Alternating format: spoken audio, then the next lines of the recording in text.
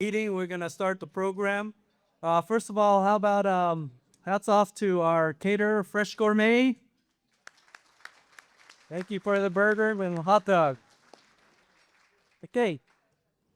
So next, I'd like to do some introductions, starting with our past presidents. So if you are a San Marino City Club past president, will you please stand? Okay, we have Glenn Morris, Albo, Pete Leffler, Bill Ganal, Lauren Kleinrock, Janice Lee McMahon, Dr. Alan Young, Wally Roswell, and Ben Hammond. Am I missing anybody? Bill Payne. Sorry, Bill Payne. Okay, I think I got everyone. Thank you. Thank you for your service to the club. Next, we have this year's board. If you're on this year's board, can you please stand? Well, okay. So we have our first VP, Ed Tom, our second VP, Ed Urwarty, our secretary, Susan Pubowski. We have our treasurer, Al Bo. We have our immediate past president, B. Leffler. Yeah. Okay, we have membership director, Nora Hoyos, and then Hector Gutierrez. And then we have our social director, Linda Gutierrez. And we have our arrangements director, Kathy Johnson and Julie Fong. And our communications director, Bruno Mendez and Mauricio Olmos. I think I got everyone, right? Okay. Thank you all for your service. Okay, next we have city council members. So who do we have from the city council here? Okay. It is Councilmember John Chow and myself, Councilmember Hunter Chang. Okay, next we have from the city. Who is here from the city? I believe we have, please stand. We have Director of Public Works, Amber Shaw. From the police department, Nabik Rishi. Kathy Johnson. The community development, who's Hector, Hector, sorry, Isidro. Community development. And Mario, how can I forget our fire chief, Mario Reda. All right. You get everybody? Okay. Yes. Okay. We'll get into that. Oh, wait. What a former mayor? Oh, I'm sorry. That's part of city council. Okay. Yeah. Did you have former? Yeah. Former mayors. Yeah. Okay. Former mayors. Could we have former mayors please stand? No, we have Ben Hammond, Dr. Ella Young, Dr. Stephen Wong, Susan Jakubowski. All right, I think you got it. Good. Thank you all for your service. Okay, from the school board, do we have anyone from the school board? Oh, Joshua-san. All right, welcome. Okay, how about from the school district? Okay, Mary Hazlitt from Huntington Middle School, Fritzable. All right, thank you. Okay, and from our fellow San Marino clubs, anyone from the Chinese club? Okay, let's move on to Rotary. I know we have Paul Broussard, immediate past president of Rotary. Thank you. All right. Okay, so at the last dinner meeting in May, we had selected a nominating committee consisting of these 10 for the bylaws. We had to pick certain people from each category. This was the committee. We've met over the summer and a lot of hard work. We were able to select a slate of members for our board for 2026. And before I bring up the slate, I'd like to bring up an amendment to the bylaws, which was proposed by the nominating committee and approved by the board. And the amendment is necessary in order to ensure that there's always a director with 1 year experience paired with a new member, so that each committee won't just have 2 new members with no experience director. So to that end, we came the nominating committee and board came up with these red lines. Basically, Article 5, Section 5, we added the red there. We allowed the exception where unless the nominating committee by majority vote nominates the membership likes the member to continue for an additional year to provide continuity for a particular program. So this allows a committee to always have one experienced director on the committee. Okay, so tonight is the last step in approving this amendment, and we can do that by a majority voice vote. So if you concur with the amendment, please say aye, and if you oppose the amendment, please say no. Okay, any questions? Okay, all those in favor of the amendment, please say aye.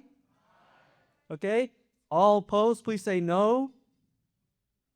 Ooh, okay, sounds unanimous. The ayes have it. The amendment is approved. Thank you. Okay, so now here's the slate for next year, the proposed slate. If your name is on here, can you please stand?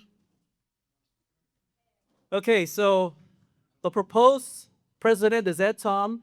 Proposed first VP is Ed Urorty. Okay, second VP, Linda Gutierrez, proposed.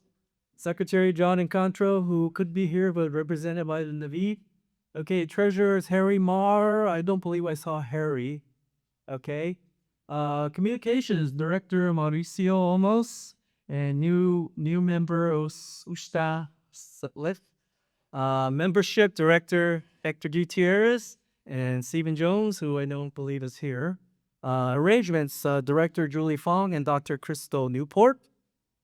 Social B director Robert Tam, and Dr. Shreya Boy, I don't believe she's here, and myself as immediate past president. So you guys can sit. Okay, so next chart. Thank you, guys. Okay, so there's a provision in the bylaws that if you don't like any of these candidates, you may nominate any other candidate. And you may do that by petition, signed by at least 10 regular members, filed with the secretary, Susan Yakubowski, on or before October 1st, along with the written consent of the candidate. And then the list of candidates we nominate by the nominating committee, along with the ones who are petitioned, and will be voted on at the next dinner meeting on October 21st at the Huntington. So that's when the board will be finalized. Okay. Okay, so now, before we introduce our featured speaker, let's all stand and take a seventh inning stretch and say, "Take me out to the ball game."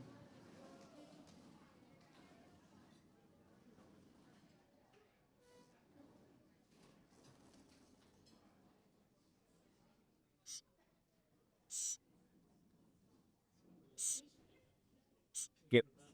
Okay. Okay.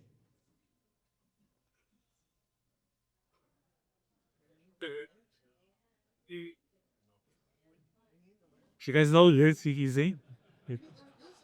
Maybe in music, but on it, is that it? In color?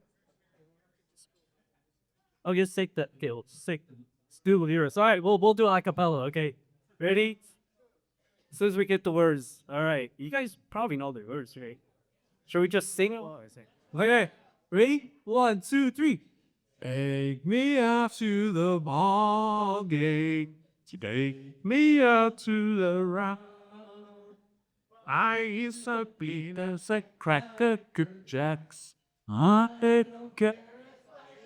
Big this root for the Budgers. Yeah. It's a shame. Oh, it's one. Reach back to up at the old. All right. All right, with that, we'll have First VP Ed Tom introduce our featured speaker, Mark Langill. Qu'est-ce à quelle fin? C'est Good evening, City Club. We've had a nice summer. Fantastic. Well, oh boy, looks like there are lots of Dodger fans here tonight. So we're excited to introduce you to our guest speaker. Mark Langill has been the official historian since 2002. But even before that, when he was a young lad, he covered the Dodgers in 1987 for the Pasadena Star News. Now, since then, he has written 6 books on the LA Dodgers.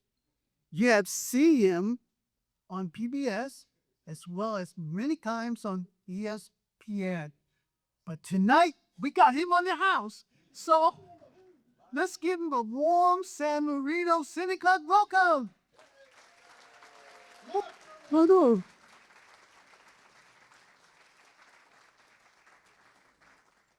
Well, I have to admit, this is a surreal feeling for me because what they didn't say in the introduction, lifelong South Pasadena resident. So I know. Get it out of your system. Okay. Class of 83. And the crazy thing is, when you're introduced as team historian, you're going to find out about my memory in terms of the things that stay with me. And, I'm 60 years old and I feel like I'm the same type of person that I was when I was 7 years old. And when Ed asked if I would speak, he gave me the date and I said, absolutely. Because with 2 weeks to go, up by two with 12 to play, you're going to want my expert opinion on what's going to happen. And I'll tell you, I have no idea. And that's the beauty because we could blow it. We could run the table. We could get knocked out in the first round. And that is the absolute beauty of what we do. And my example last year, just imagine it's game 5 of the 2024 World Series. I don't make the trip to New York and I'm listening on the radio, and the announcer is just driving me crazy because the Yankees are winning 5-0, and he's just belly aching to his partner, Rick Monday. How could this happen, Mo? They're flat, Mo. How could Flaherty, just on and on and on.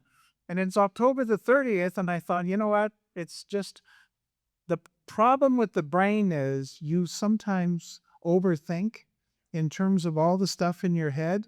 And you say, well, Shakespearean wise, Dave Roberts 20 years ago was the only person to ever overcome a 3-0 deficit when he was with the Boston Red Sox against the New York Yankees in the 2000 and 2004 American League Championship Series.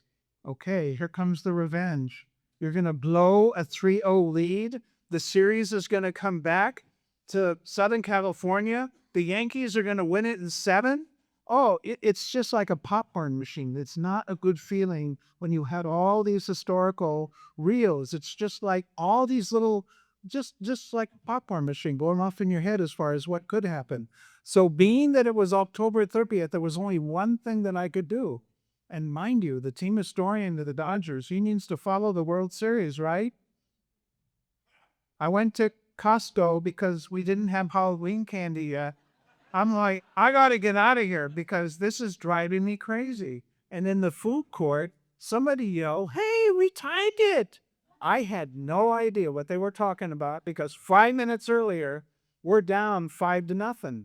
And within an hour, I'm sitting there with my news, my Walter Cronkite look on my face, doing all the TV interviews on Zoom, the live KNX news radio coverage.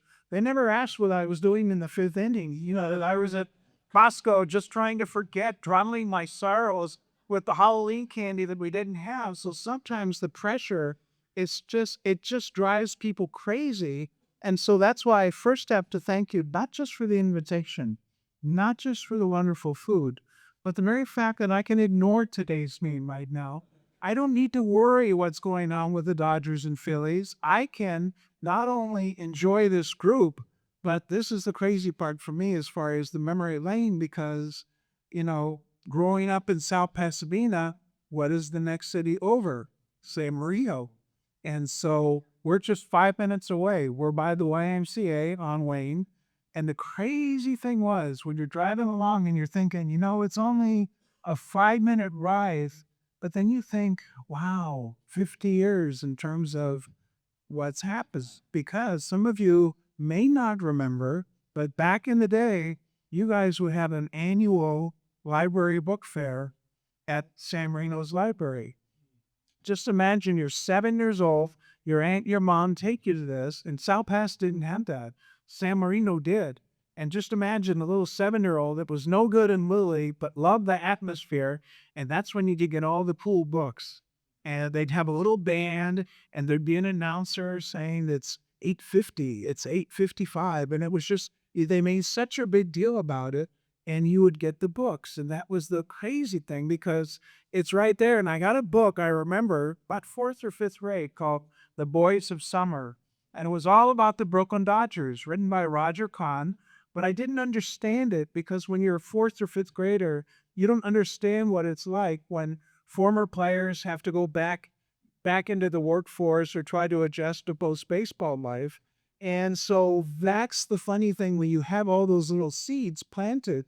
But then the crazy thing is when I'm not here at Montebello, La Mirada, anything like that, this is San Marino.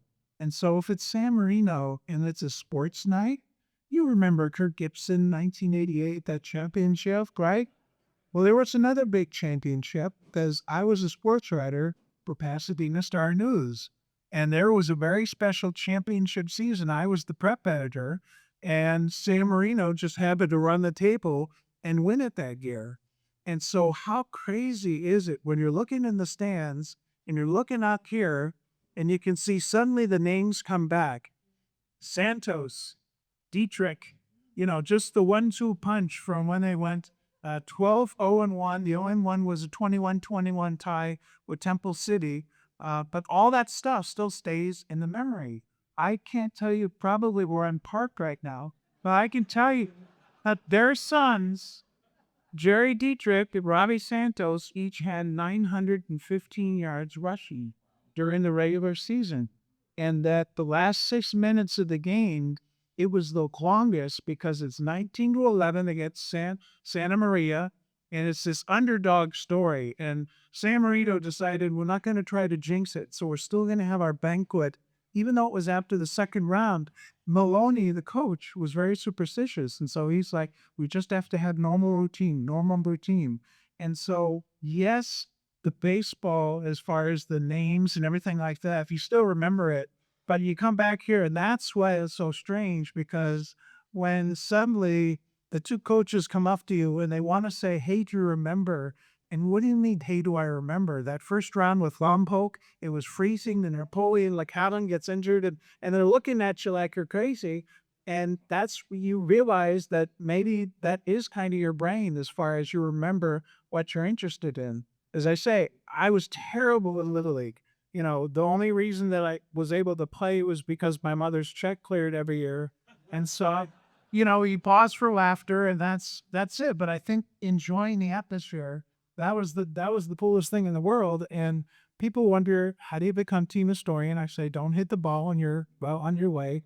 But here's the magic about this. And I'll give you an example of what just happened today as far as what it's like to be the team historian for the Dodgers. Maybe 20 minutes ago, Chris tells me the story that as a kid, he's at the beach and he steps on a shell and he cuts his foot and he thinks he's in trouble. And, but they patched it up, but he has to miss school. And he says, Don Larson's perfect game. What year was that? And when somebody does that, you sort of have to give them the basic answer, 1956. You can't say October 8th, 1956. You can't say Game 5 at Yankee Stadium. You can't say Larson had been bombed in the second game, knocked out in the second inning, that he only used 97 pitches, that he was served for a divorce that morning. All of that back stuff, which is true. You just have to say politely, it was 1956. That's all you can say. Here's the crazy thing. Somebody said there's a guest here that has a baseball, and she's wondering what year it was. And would you like to guess what year it was? And the answer was 1956. It was a stamped Brooklyn Dodger ball. And there was a guy named Dale Mitchell that only spent the last 6 weeks on that team. And would you believe he was the last out? He took a called strike three. Audie Donatelli, the umpire, rang him up, and that was the end of the Don Larson perfect game. So that, in a nutshell, is my little world as far as it's the greatest thing in the world because all the stuff in my head, I'm not going to convince you who's better because everybody has their childhood memories. Whether you love Duke Snyder, whether you're Gary Sheffield, whether even locally Jim Gott, class of 1977, who pitched forever in the major leagues. Everybody has their preferences, and that's the fun part about this. But for me, people come up and they say, "I want to tell you my Dodger story. I want to tell you, and that's the fun part because it means so much to so many different people. We won the World Series last year, and 1974 will always be my favorite year because you're 8 years old, you're not sure what's going to happen, and your team gets to the World Series. And it was so exciting. And you learn early as far as when players are on the field, they're not taking a scrapbook as far as what they're doing. They're trying to just play the game. So, like this week, I'm going to interview Kike Hernandez and Anthony Bonda for some premium programs, but we're just going to talk about them as people. We're not going to put a shelf life on them. How much longer do you think you can go? Everything like that. Just speak to them, just as normal people. But back in the day, my favorite player was Jimmy Wynn, and he hit a grand slam. The anniversary was yesterday. It was September 15, 1974. If you find my iPhone, that's what unlocks it because how else am I going to remember what the code is? Because when your favorite player hits a grand slam, iPhone wasn't invented yet, but I needed to remember, as far as so little things like that. So 15 years later, I see Jimmy Wynn at the Stadium Club, and there's going to be this reunion. And I come up to him and I said, "Jimmy, it's so nice to meet you. I was there when you hit the grand slam." And he looked at me and he said, "I never hit a grand slam with the Dodgers." Like, "Jimmy, it's the cornerstone of my childhood. I think I've been there for that." And he goes, "No, I don't think I'll do it." And it was a Saturday. That's fine. It's a weekend event. And so I come up in his locker the next day.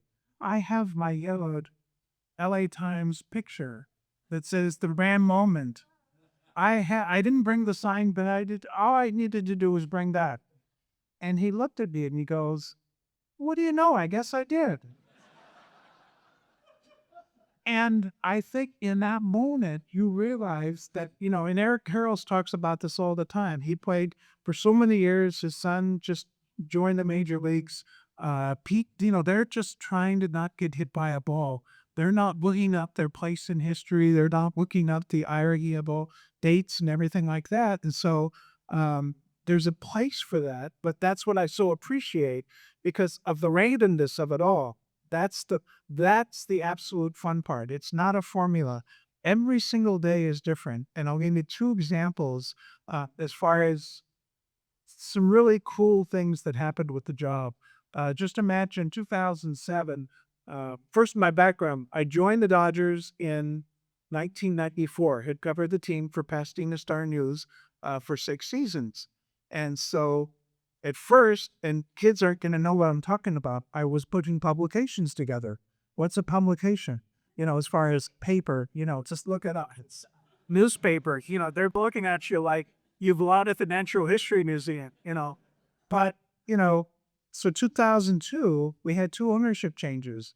And they came up to me and they said, "We'd love to make you the team historian. We had no idea what you're talking about, but you know what you're talking about. And we need that institutional history. Can you be in charge of everything since 1890?" It is said, and I said, "Absolutely." And by the way, it's 1883. As this, yeah. So just imagine now, I get in the background, 2007. I get a phone call. I'm in South Pass. Spring training has just begun. And they said, "We need you to come to Florida tomorrow to spring training. You need to be Tommy Lasorda's driver." Awkward pause. You're the only one that can get along with him.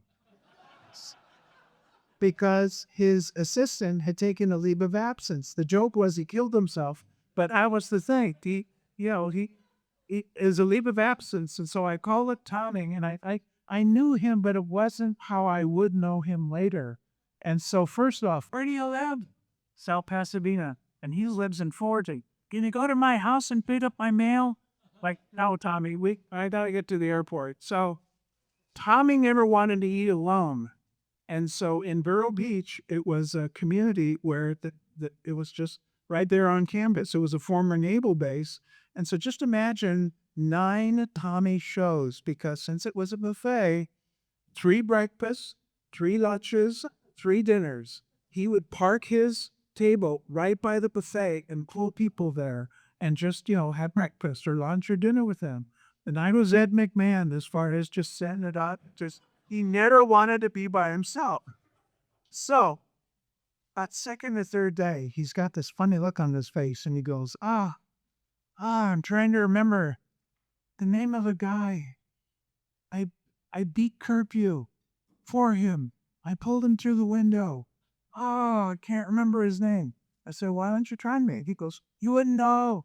You never played in the majors. It's just us at the breakfast table. Just try it, Tommy. All right. He played baseball at West Point and then he coached there. Mm-mm.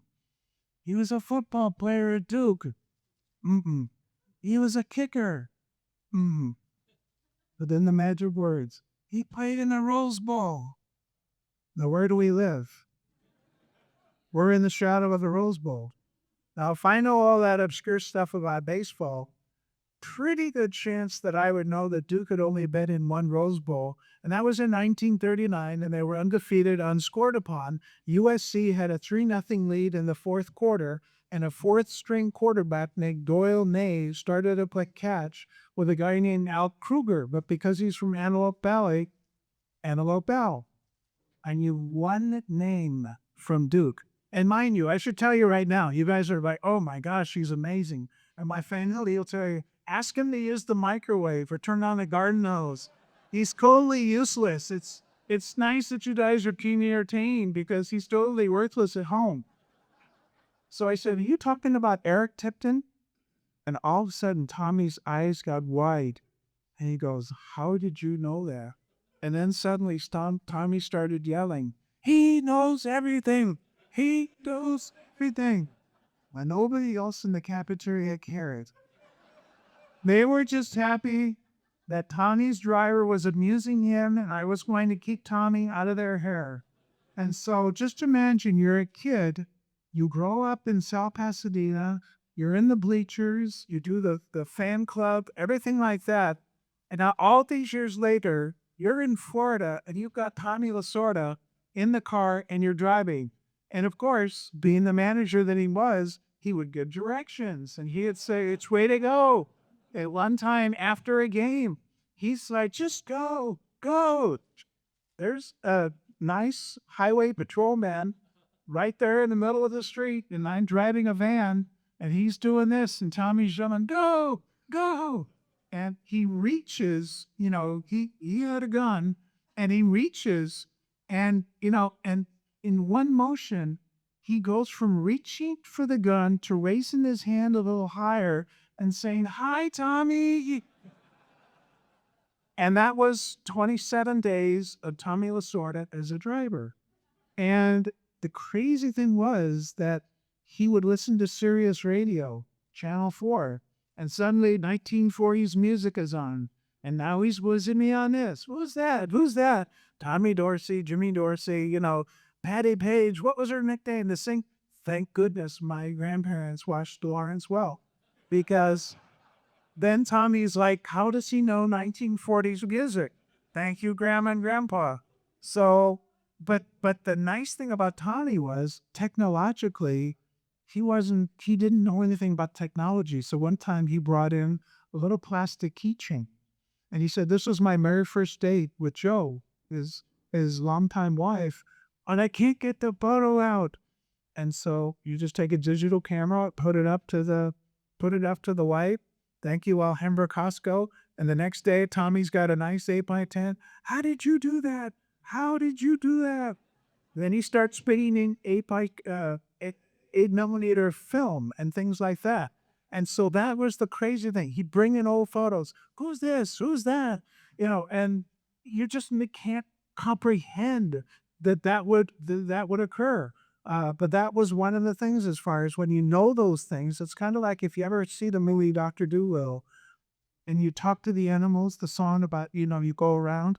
And that's the thing with baseball. And that's the thing with a lot of sports. But for whatever reason, all the baseball that I know, you can go into any area, you can talk to anybody, and suddenly you can talk about a World Series, you can talk about spring training, you can talk about a record. It's the absolute greatest thing because we can't talk religion or politics anymore. But I'm sure if I survey this group, you would tell me if we had enough pitching for the playoffs, whether or not Otani should be the closer, and everything else as far as the details. And that's the absolute fun.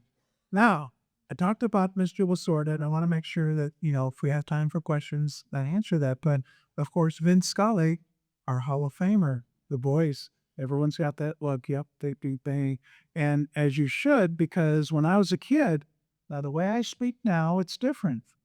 If you had heard me when I was 8 years old and my grandfather had just given me a tape recorder, I decided that I was going to do my radio broadcast. And only maybe two or three people have ever heard this because my voice is higher and it's the 1974 World Series and I'm giving up the lineups. But the crazy thing about it is I'm doing beer commercials. I'm doing swears from around the league. I'm emulating everything that Vinny does. There's a pop-up. It's playable. Every little thing that he would do. And that's the crazy thing because you joined the Star News by, let's see, 1989. I'm only 23 and I've got the full-time beat. And that's the crazy thing when suddenly they say, be careful about eating your hero. And, suddenly there he is, the great Oz. And he couldn't have been nicer. He couldn't have been more well prepared. I mean, he was just the pro's pro. It was just the greatest thing to know him for all those years. But again, you don't think you're going to have certain situations. And so sometimes he would call you up and he'd say, I was thinking about one time in Brooklyn, the Dodgers went on a road trip and they lost every game. And I said, well, you're probably thinking, and again, you're just thinking off the top of your head. You go, well, 1943, they lost the first 16 games and then they won 17, so they were 1-16. And he goes, Mo, I knew that you would know that. And I'm like, what just happened? Vinny's asking and that type thing. And then, he once called and said, I now do an interview about the 1965 World. I think we won. I'm not sure who we played. And I'm going, the scores were, 7-2, 5-0, 2-0, 4-1. And you just know it, right? And yes, it was against Minnesota and things like that. And so toward the end, here's the funny part. Find that your childhood is going to end in 2016 because Vinny's going to retire. 67 years, right? Okay. I need some sort of prop. I need some sort of help because they said you can take a photo with him in the press box at the end. I'd taken photos before with him, but okay, we're going to do this. But I thought, this is the moment that I've been dreading. I know I'm going to lose it. I'm just going to grab his leg and go, don't go, everything like that. I need some sort of hook. I got it. When he was a kid, 1936 World Series, he's walking home from school and he notices in the laundry, in the window of a laundry, a handwritten line score, Game 2 of the 1936 World Series. And the Yankees are killing the Giants 18-4. And even though the Giants are the National League champions, little Denny at 8 years old perceives them as the underdog. And so he becomes a Giants fan. I go, perfect. That's it.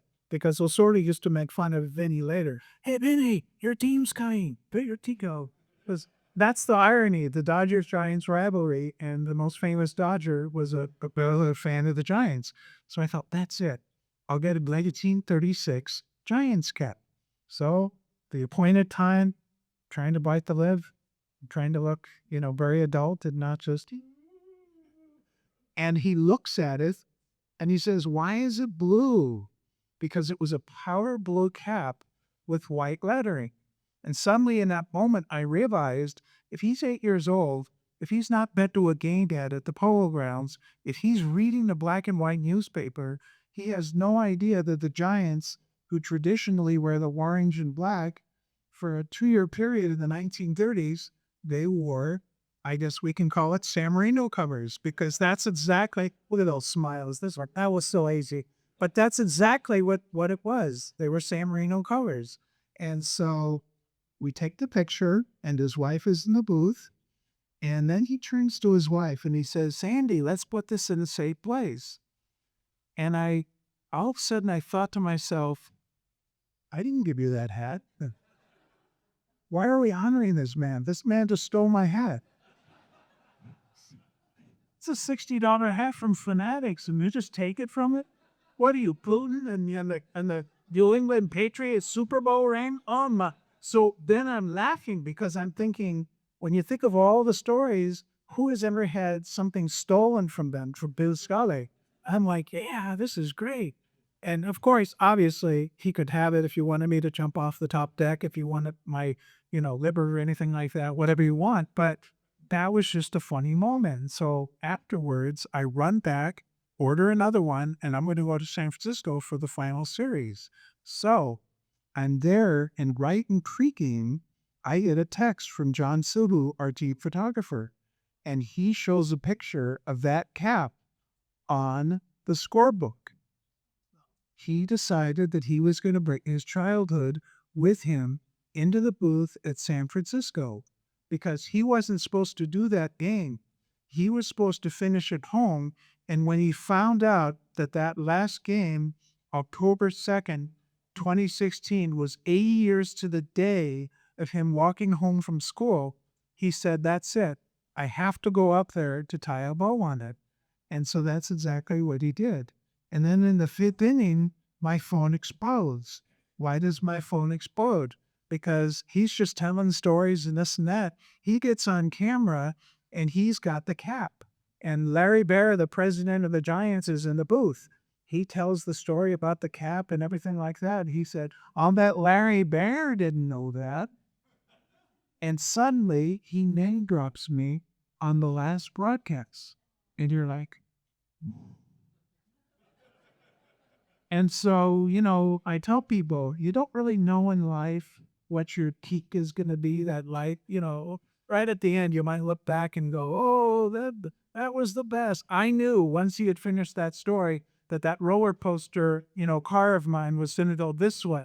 Because it's like, how do you top a Vin Scully, shout out on his last game? So I think those are the type things as far as it's kind of like you're a park ranger at Yosemite. I can't take credit for Jackie Robinson. I can't take credit for the wonderful stadium. I can't take credit right now for I was too young for the Roman dynasty, but we're about to be in the playoffs for the 13th straight year, and everybody just takes it for granted.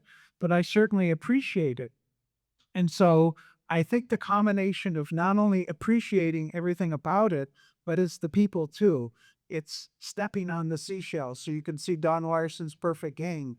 It's all the little things that we'll all remember. And it's so funny too because it'll drive us crazy as far as it seems like it's the near misses, whether in anything, oh, almost, or everything like that. Or once they actually do win the championship, then you forget how many close calls there were, and you run off and get your sporty goods T-shirt, you pound your chest and Dodger Nation and everything like that. But it's the absolute best job in the world. So I want to make sure that I have time for questions. Uh, anything you want. What questions might you have? And if you have any questions about the 1988 San Marino football season, uh, I know all that too about the first round and the 915 yards and the fact that they couldn't push the ball, in the fourth quarter, so they had to have all those Robbie Santos field goals because it should have been a wider margin. But I digress. But all that stuff you still remember as far as yes, Kirk Gibson was great. Yes, 2024 was great as far as winning the Yankee Stadium. But there they are, Santos and Dietrich, and you remember it like it was yesterday.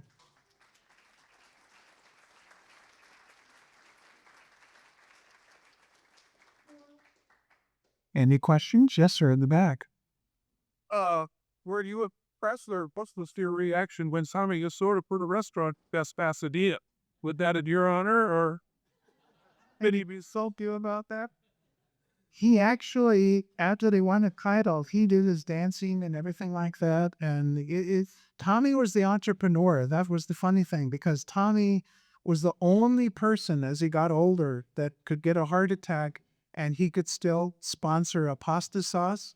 He could sponsor Slim Fast and he could sponsor a heart wing and a hospital. He could, I mean, there was nothing that he couldn't do. And that was, uh, he was amazing as far as that. And I will say this, behind the scenes, I had such great appreciation for him. He's 80 years old at that point, and even at 11 o'clock at night, before you'd say your demise until the next morning, he's yelling at Fox News. He's Nobody else is in the room. That's wrong. That's wrong. I mean, he still had that fire in him. As far as that was his key. He said, "Sleep is the enemy." And that was the most important thing. And then my nephew is like 26 now, but when he was 7 years old, just imagine 7 years old, your nephew gets to go into Tommy Lasorda's office and get the facts of life speech. Yep, 7 years old. And they looked at him and he said, "Michael, you look like a fine young man. I want you to always remember one thing. Always stand in the middle of the photo so they can't crop you out." That's all he said to a 7-year-old for a successful life. Nothing about school, nothing about nothing else. That's all he said. And even to this day at 25, whenever he takes a picture, if he's in the middle, he sends it to me with the winky emoji in terms of Tommy. And 10 years later, he's a lineman at Glendora High, and there's 17 linemen. And would you believe, 8 on one side, 8 on the other? He's right there smiling and looked like the end of an Esther Williams musical. And Tommy's going, "That's my boy. That's my boy." And it's that was Tommy in a nutshell. As far as just that was his thing. He had a playoff game, and I said, "Tommy, could you do a inspiration? Could you give him a little video message without prompting, without having to rehearse?" You would have thought you needed the Notre Dame fight song in the background because there's like, "Michael, I know you've got the big game. You love the big game." And I mean, it was just something that was like, how do you do this? That you realize that's how Tommy was successful because he knew what would motivate people and he just had more energy than anybody else. So that's the amazing thing when you're around these people to see behind the scenes what they're like. What's the status of Frank McCourt's aerial tram whip? Well, I don't necessarily think that we're for it. I think he's pushing it, but I just don't, I can't see it going through because to me it doesn't seem practical because I can't see that many people using it, because I had a delightful time leading the stadium at 4:30, navigating Sunset and trying, the 110 freeway and everything like that. I can't see how people would, how many people that would actually serve. And the other thing too, we don't play games during the off season. So what are you going to do, during the off season? Is it just going to sit there? But he obviously he has 50% of the parking lot, so the right to he has the right to propose it because it would go from the city to his parking lot, not to the stadium, to his parking lot. And I will say this about McCourt because I know it ended tough for them in terms of, them fighting the high profile divorce and everything like that. Each one of them couldn't have been nicer to me. And I just say that in a vacuum in terms of, um, it, it's funny when you see behind the scenes, they couldn't have been nicer. He couldn't have been more supportive of the history. And it's funny that you had the 1956 baseball because he came back from vacation, Christmas vacation, and he showed me a baseball and he said, "When you get time, tell me what year this is." And I looked at it and I said, "It's 1955." And they said, "Well, how would you know that?" And I said, well, there was a ball player that was only on the team for the last 6 weeks in the season. And he goes, do you need to look that up? I said, no, that's what it is. He goes, is that important? I said, yeah, along with Jackie Robinson's debut in 47, October 4, 1955, person only time they ever won the championship. He decided based on that hallway conversation, and he didn't tell me that they had a 50th anniversary party for the 13 surviving members on that team. And he said, you ever need to fly anywhere, just let me know. And Mrs. McCord was a guest here circa 2004 at the City Club. And I was actually here for that because she wanted me as a security blanket. So I did the trivia and everything like that. And so then she would take me to all the events because if anybody ever had a question, all she had to do was, who eats skin? You got a question? So, thank you, Mark, for coming out here. You are a national treasure. Really, I'm serious about this. Yeah. I figure you speak, right? You had set a fire inside it. I mean, you're here at 60 years old, and I swear you sound like a teenager. How do you keep that fire going?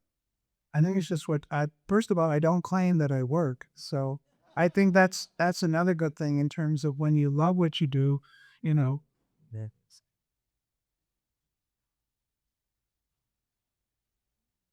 it's hard. It's hard to it's hard to explain, but I think the thing is when you feed off of everybody else, as I said, that's the fun part. And here's the other irony as far as the crazy thing. When I'm in 10th grade, South Pass High, I had a math teacher, Mr. Ukrpina. And yes, John Ukrpina. And he writes on the board, he said, it's not what you know, it's who you know. And if you find a job you love, you never have to work. And he turned around and he faced the class and he said, for some of you, this is going to be the most important speech you ever hear. For others, it's just 45 minutes without math. And he proceeds to suddenly, it's kind of like a teacher suddenly talk to you as a person, as opposed to here's the lesson plan and everything like that. And he gave the analogy of his two brothers. And he said, one of my brothers loves business, and that's him. He's business and everything like that. And the other one loves to sell cars. And the point was they were so different, even though they were from the same family, but they both enjoyed what they did. And what I didn't know about Mr. Ukupina was after being in the Navy, he was like this hotshot mathematician, and I believe he worked at Caltech or he was JPL. But he just decided one day he wanted to be a teacher, and so he just decided late in life he's going to be a teacher. And the funny thing about Mr. U was he would teach his students statistical odds, but he would give them real life experience by letting them go to Santa Anita and make the bets because he would chart it and there was a method to the madness, in terms of that was his way of teaching. If they could get kids interested, yeah, here are the odds and everything like that. And so that was a raging thing to have a teacher do that. And then here's your irony. The great San Marino team of 1988 was Santos and Dietrich. Who was the quarterback? Mark Ucapina, my math teacher's nephew. And so that's the funny thing as far as the little connected dots. So in answer to the question, I think I just always enjoy the atmosphere, but also you have to be lucky, whether it's San Marino, which by the way, I think it's wonderful you're having an athletic hall of fame because that's just so wonderful and not just on athletic achievement, but what they do afterwards. But also the things that you do at the library, all the public programs and everything like that. Being lucky to grow up not only in South Pasadena, but to have a wonderful neighbor in San Marino, that's the best part too. So that's why when I got the invitation, it's like San Marino, of course. And of course, Dietrich and Santos being in the lineup here is such a wonderful, wonderful bonus. But all the familiar faces, that's the fun part. So I just always enjoyed the atmosphere. I'd always enjoy the stories. And as I say, the best thing about being the team historian, if we blow it, everybody at the stadium's going to be so sad. I can tell you about 1951, 1962, 1991. We've blown it plenty of times. There's nothing I can't talk about. So that's the fun part. Everything it seems has always happened before, except of course for Otani. But that's the thing. I just absolutely love the atmosphere. But I also love the fact the next 2 weeks we're up by two with 2 games to play. Supposedly the Padres got bombed early by the Mets, but I'm not checking my phone because it's still 12 games. Anything could happen. But it's just the most wonderful premise. So my family just makes fun of me in terms of Bozo gets to go to the circus every day, and that's the absolute best part. Just enjoying the people and enjoying the premise. Thank you.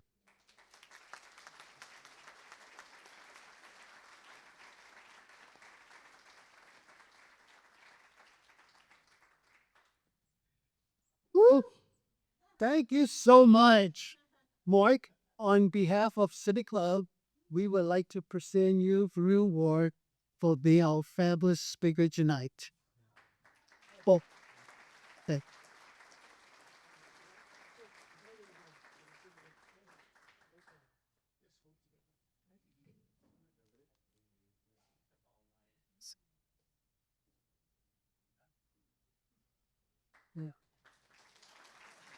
Thank you all very much. Thank you. Yeah. Thank you, Mark. Should have had 3, so you could have been Bill. That's right. Would you do that again? Wow. Thank you, Mark. How about another hand for Mark? Woo! You could recall that memory like yours. Okay, so a few closing remarks. We have our 100th birthday coming up this year. We formed the Centennial Committee. Actually, we're still in the process of forming a Centennial Committee. So if you'd like to be part of this committee and help celebrate this momentous event, please contact myself or Pete Leffler. Where we are. Where'd you go, Pete? So along those lines, we also formed a San Marino City Club Charitable Fund, also known as SMCCCF, which is a 501c3 organization formed during the summer on June 26th. And thank you, Kelly Ryan, for helping us get that formed, and also Al Bow and Pete Luffler for getting this fund established. And the City Club has seeded $15,000 to this new fund, so we hope to grow it from there.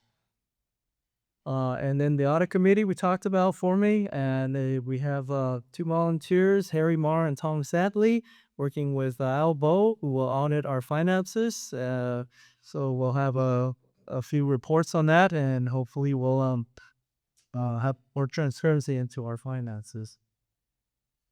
Okay, and then of course the Tribune was here covering this event, and they cover a lot of our events. So if you haven't already subscribed to the Tribune, I'll make a plug to subscribe to the San Marino Tribune. Okay, upcoming events, City Talk is back, and the next one will be October 9th at 7 p.m. So I don't believe we have a topic yet in, or yet.